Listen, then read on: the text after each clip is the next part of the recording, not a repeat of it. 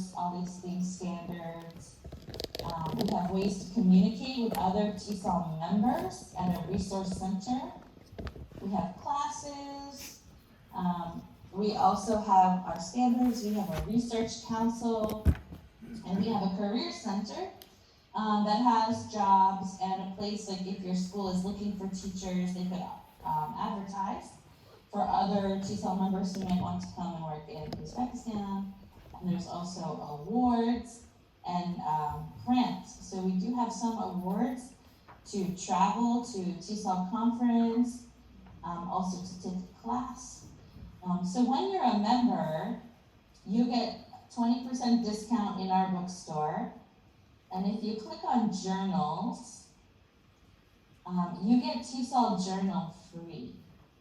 So when you click on journals, I don't know why it's not opening. The internet is slow here today. It's just taking a minute. But when you click on journals, you'll see that you can access all of the TESOL journals. Here we have TESOL Quarterly, TESOL Journal, and other publications.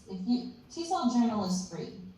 The quarterly you have to pay for. It's a very research-based, it's much more academic by a lot of university professors and researchers. But TESOL Journal is written by teachers and for teachers. And when you click on this, it will take you to the login for TESOL Journal, and you can search all of the articles for the last 30 years. There's just lots and lots of articles. In order to access the TESOL Journal, you'll have to log in up here with your TESOL membership, which will be your email and whatever password you set up. So when you get the welcome email for your membership, they will give you a link where you enter your email and you set up a password. And once you do that, you'll be able to log into the TESOL website, and that will mean you'll have access to things that people who aren't members can't access. One of them is TESOL Journal. Also, you can connect to the TESOL Resource Center. Some things in the TESOL Resource Center are free for everyone, and some are locked. They're only for members. So right now, even now, you can access many of these things in the TESOL Resource Center.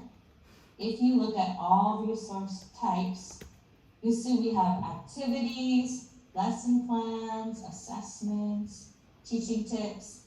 We have all of the videos of people who were speakers at our conferences. And we also have live events. We have recordings of those speakers. And we have virtual seminars. The virtual seminars are 1.5-hour webinars on many different topics. So if you click on virtual seminar, it's just a webinar. You can see, I wanted that now. It took me somewhere else. No. Let me see, oh yeah. Virtual seminar, search. So the virtual seminars, there's a list of probably 100 or more virtual seminars that you can watch. So this one, teaching content through English. It's about how to teach math, science, social studies, and English, digital literacy, online learning strategies. This is a good one too. Morgan Nixon is really good at online learning and digital learning. She has lots of cool tools that teachers can use, lots of websites, how to teach new students to English, creative writing. So you can see there's lots of these different webinars. You click on it and the video will come up. You'll see there's a little lock here. That means it's not available unless you are logged in with your TESOL membership. So these ones are only available to members. However, if you go to activities, for example, activities and lessons are free for everyone. And same idea, there's lots of different activities. scavenger hunt activities, speaking activities, vocabulary practice, some grammar activities. All of these are free, so when you click on them, and these have all been reviewed for quality. If you click on one, for example, let's see, this one, vocabulary and production, you'll see a description of how to do the activity and a link. So you can go through and find lots of activities, lots of teaching tips, all those kinds of things. One thing that is also really cool about this is that these are submitted by teachers who are members of TESOL all over the world. And so you can find all kinds of lessons from real teachers in real classrooms. But also, you can submit an activity or a resource. So part of being part of TESOL as a member is that you're not just receiving information, but you're contributing to it. So you might want to share or submit a resource yourself, and you would just click on this button, and you would upload it as an attachment with your name and permission to share it. You can submit an activity, assessment tool, a lesson plan, or a teaching tip. And then your work would also be part of this great resource that we have available for all teachers. So that is, again, under Connected to TESOL. You'll see TESOL Resource Center.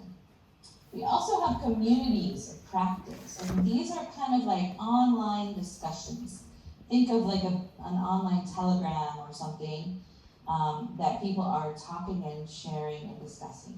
So we have lots of different interest sections and professional learning networks. One you might be interested in is a group of teachers who teach English as a foreign language. We also have one for teachers who are non-native English-speaking teachers. They tend to talk about just some of the challenges that are unique to those teachers and professionalism in the field. We have intercultural communication, material writers, teaching English to adults. So if you click on English as a foreign language, for example, just to show you what this looks like, and they call it EFLIS, for example.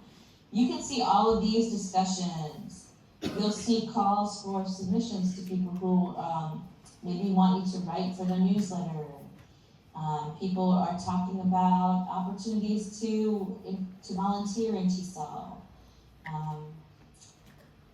Information about new webinars and things that are coming up. So you can see this community has 1.5 thousand members. They have a library where they've posted documents, and they also have 700 discussions that are happening in there that you can go in and discuss with people. You can post a question, like, oh, I don't know how to motivate my students, help me, and other teachers will share ideas. And you can view the discussions that are in there now, but if you want to participate, you need to, again, log in as a member. And you can join as many of these professional communities as you want to. They're all here. And there's also lots of professional learning networks that are more specific to different groups. So we have about 21 different groups you can join, and you'll connect with teachers from all over the world. We also have other certificate programs, and people who are members get a 20% discount. They get the member price on courses. So they can be pretty expensive, but sometimes if your school or another organization will pay for them, and there are some scholarships you can apply for to take courses. You can take short courses. We have a leadership course on technology. We have an advanced certificate program for more experienced teachers. And then we also have all of our standards and research and things like that. And also the Career Center and the awards. I'll take you just briefly to the awards. In the Career Center, you can see awards, scholarships, and grants. And these are usually due November 1st of each year. And there's an award